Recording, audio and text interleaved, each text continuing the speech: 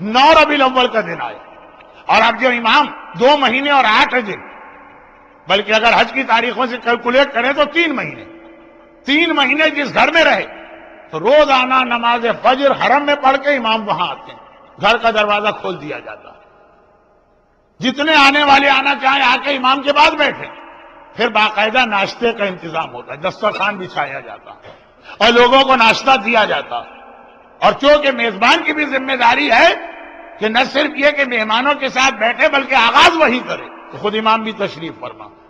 9 ربیع الاول 67 ہجرت کہ اچانک ایک آدمی بھرے ہوئے مہمانوں کے اس کمرے میں داخل ہوا، دسترخوان بچھا ہوا، ناشتہ شروع ہو چکا، اس کے ایک ہاتھ میں خط ہے، دوسرے ہاتھ میں تھیلی، آگے بڑھ کے چوتھے امام کے قریب گئے، فرزند رسول میں مختار کا قاصد، یہ خط بھی مختار نے بھجوایا، یہ تھیلی بھی مختار نے بھجوائی، خط کھول کے پڑھا گیا، لکھا تھا کہ اما بعد، اے میرے آقا اور مولا، جتنا میرے بس میں تھا میں نے آپ کے خاندان کے ظالموں سے انتقام لیا، اور یہ 5 کٹے ہوئے سر آپ کی خدمت میں بھجوا رہا ہوں، وہ تھیلی کھولی، ابن زیاد کا سر، عمر سعد کا سر، شمر کا سر، ابن نمیر کا سر، خولی یا ہرملہ کا سر۔ یہ دیکھتے ہی امام شکر کے سجدے میں گرے، مگر اس کثرت سے امام شکر کے سجدے کرتے تھے کہ لقب سجاد، مگر اس دفعہ شکر کے سجدے میں ایک عجیب جملہ تھا، شکرن للہ، شکر اس خدا کا جس نے میری دعا کو اس انداز سے پورا کیا۔ جب امام اٹھے سجدے سے، سارے مجمع نے کہا مولا یہ کون سی دعا کا حوالہ دیا؟ کہا جب میرے بابا کا کٹا سر ابن زیاد کے پاس پہنچا تھا، وہ ملعون ناشتے میں لگا تھا، اور ایک حقارت و ذلت کے انداز میں اس نے کہا رکھ دو ان سروں کو ایک طرف، پہلے مجھے ناشتہ کرنے دو۔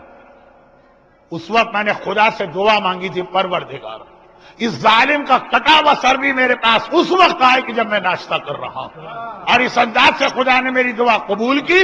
امام اٹھے، کہا تم لوگ یہ سر بھی دیکھو، ناشتہ بھی کرو، یہ کہہ کے امام اٹھے، اہل حرم کے پاس گئے، کربلا سے لے کے آج تک سیدانیوں نے نئے کپڑے نہیں پہنے، نئے کپڑے کا حکم دیا، بالوں میں تیل نہیں ڈالا، تیل کا حکم دیا، کنگھی نہیں کی، کنگھی کا حکم دیا، چولہا روشن نہیں ہوا تھا، حکم دیا کہ آج اچھے اچھے اور لذیذ کھانے پکائے جائیں، جیسے عید ہے اس طرح سے اس کو مناؤ۔ 9 ربیع الاول باہر آئے، اب باہر آ کے امام وہ سر دیکھتے جا رہے ہیں، شکرن للہ شکرن للہ شکرن للہ کہتے جا رہے ہیں۔ اب وہاں پہ اصل یہ جملہ تھا، کل رات کو یہ واقعہ آپ نے سنا ہے، اس لیے میں 10 منٹ کی تکرار کی آپ سے معافی مانگ رہا ہوں۔ اب یہ جملہ امام کے پاس روز آنا امام کے پاس ناشتے کے اختتام پہ ایک سویٹ ڈش یا ایک ڈیزرٹ لا کے رکھی جاتی تھی امام کی طرف، اور وہ اتنی ٹیسٹی اور مزیدار ہوتی تھی، کس طرح وہ بنائی جاتی ہے اس کا نسخہ یا ریسیپی کسی کو نہیں پتا۔ عورتیں ہوتی تو پوچھ لیتی نا کہ بھائی وہ اس کی ریسیپی کیا، ذرا جلدی سے زبیدہ آپا بتا دیجیے، ہم کو لکھنا ہے، یہ پتہ نہیں کون سی آپا ہے، مجھے تو لوگوں نے بتایا، ہوں گی کوئی آپا۔ تو خلاصہ یہ ہے کہ اب وہاں کیونکہ عورتوں کا انوالومنٹ نہیں ہے، مردوں، وہ اتنی لذیذ کہ بہت سارے لوگ جو امام کو امام بھی نہیں مانتے، منافق ہے، خالی وہ سویٹ ڈش کھانے کے لیے آتے، خالی اس کے لیے، جو ہمارے یہاں تبرک کا بھی ایک کنسپٹ ہے کہ اس بہانے لوگوں کو لا کے بٹھاؤ، پیغام امام پہنچاؤ، ہے ایک تصور، لیکن اس کی تفصیل میں نہیں جا رہا۔ تو خیر ان کو باقی معاملات سے اتنا انٹرسٹ نہیں تھا، اب وہ انتظار کر رہے ہیں کہ بھئی اب آتی ہے وہ ڈیزرٹ، اب آتی ہے وہ سویٹ ڈش جس کے لیے ہم اپنے سارے کام چھوڑ کے یہاں آ کے بیٹھتے ہیں۔ آدھا گھنٹہ گزر گیا، امام وہ کٹے ہوئے سر دیکھ رہے ہیں، خوش ہو رہے ہیں۔ کسی نے کہا کہ فرزند رسول بہت دیر ہو گئی ہے، ناشتہ ختم ہوئے، گیپ سا آ گیا، وہ سویٹ اب تک نہیں آئی۔ یہ جملہ امام کا میں بتا رہا ہوں۔ امام نے کہا کہ ان ملعونوں کے کٹے ہوئے سر کو دیکھنے سے مومن کے دل میں جو مٹھاس پیدا ہوتی ہے، کیا اس کے بعد بھی کسی مٹھاس کی ضرورت ہے؟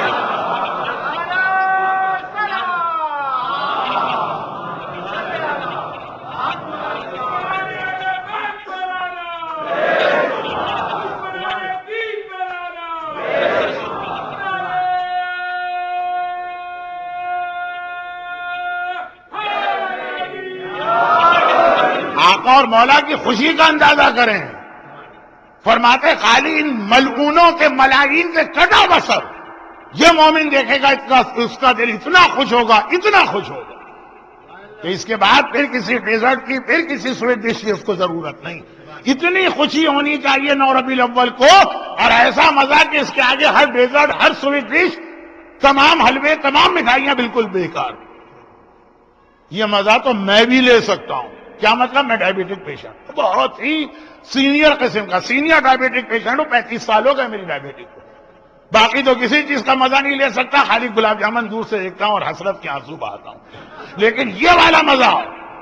مگر چوتھے امام نے جس مزے کی بات مختار کے کارنامے میں کی، یہ بھی ابھی آدھا مزہ.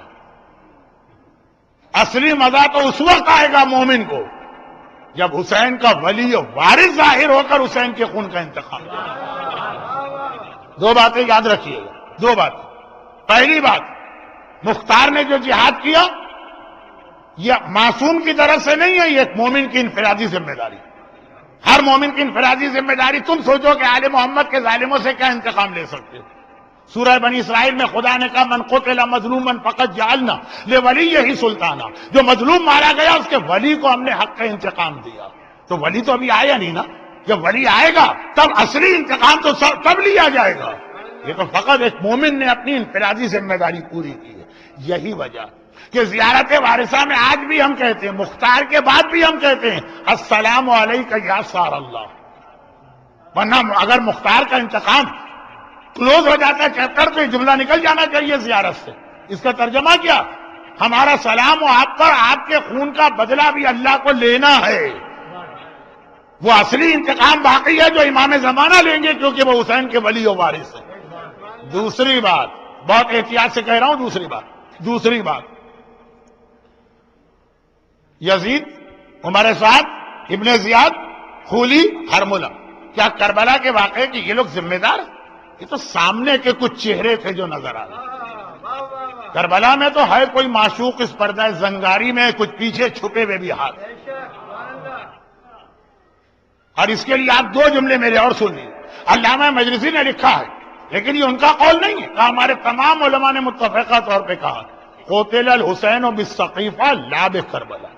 حسین اصل میں سقیفے میں شہید کیے گئے، کربلا میں تو خالی عمل مکمل ہوا. اور کئی زیارتوں میں ایک لفظ آیا جس میں زیارت عاشورہ بھی، کہ ان سب پہ لعنت ہو اور اس پر بھی لعنت ہو. الممکنین لہم والممہدین لہم، ان پر بھی لعنت ہو جنہوں نے معاویہ اور یزید کو ملک شام کا اقتدار دے کے اتنا طاقتور بنایا کہ وہ اہل بیت کے خلاف جنگ کریں. ان لوگوں کو یہ اختیار دینے والے بھی لعنت ہو، ان کے لیے میدان ہموار کرنے والوں پہ بھی لعنت ہو. معاویہ کہاں سے اتنا طاقتور ہو گیا تھا؟ کسی نے اس کو 40 سال شام کے صوبے کا گورنر بنا کے رکھا. ہیں کچھ اور لوگ بڑے وی آئی پی قسم کے. اب وی آئی پی میں کتنے ہیں لیٹر ہیں آپ گنتے رہیے گا. تو مسئلہ یہ ہے کہ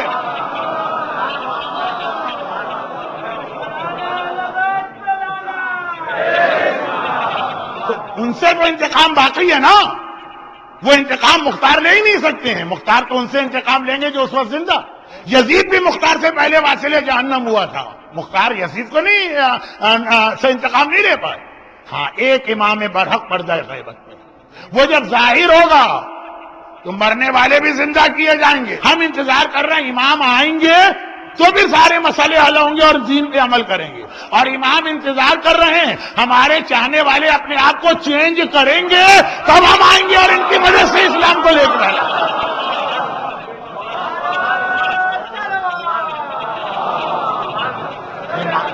امام منتظر ہے، انتظار کر رہے ہیں ہمارے چاہنے والے اپنے آپ کو بدلیں گے اور پھر ہمیں بلائیں گے تو پھر ان کی مدد سے ہم اپنا جہاد کریں گے. تو ہم ان کا انتظار کر رہے ہیں، وہ ہمارا انتظار کر رہے ہیں. اب یہاں پہ برابری کا رشتہ تو ہے نہیں جیسے دو بھائیوں کا برابری کا تھا.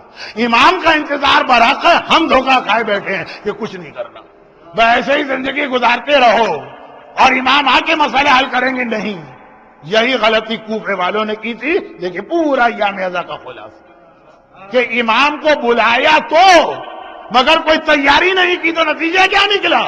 ابن زیاد جب آیا تھا نا کوفے والے سمجھے امام آ گئے. ابن زیاد چہرے پہ نقاب ڈال کے آیا تھا.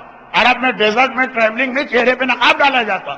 کوفے والے سمجھ رہے تھے کہ ہم نے اتنے خط لکھے آقا حسین کو، یہ حسین آ گئے، جال حسین جال حسین جال سیدنا، آواز لگ گئی، سب لوگ گھروں سے نکل آئے، اللہ اللہ امام کو بلا رہے ہو، اور اتنا بھی نہیں پتا کہ امامت کو پہچانو گے کیسے، ابن زیاد کو امام سمجھ بیٹھے ہو۔ یہی غلطی کہیں ہم سے نہ ہو، کیونکہ ہمارے لیے تو روایت بھی ہے کہ امام زمانہ کے ساتھ دجال بھی آئے گا جو صاحبان ایمان کو بہکائے گا۔ تو جشن عید الزہرا، آخری بات نہیں کہہ رہا ہوں، تو 5 دفعہ کہہ چکا ہوں، آخری جملہ، جشن عید الزہرا ہمیں پیغام دیتا ہے کہ مختار نے جو انتقام لیا وہ بہت چھوٹا انتقام تھا، اصلی انتقام باقی ہے۔ یہ انتقام زہرا کا وارث و فرزند زمانے کا امام لے گا، اور اس انتقام کے لیے وہ ہمارے اور آپ کے تبدیل ہونے کا انتظار کر رہا ہے۔ جب ہم اپنے آپ کو بدلیں گے تو امام آ جائیں گے، اور اب میں جملے کو بدل دوں، یعنی اگر ہم اپنے آپ کو بدلتے نہیں ہیں تو امام کے آنے میں دیر ہو رہی ہے۔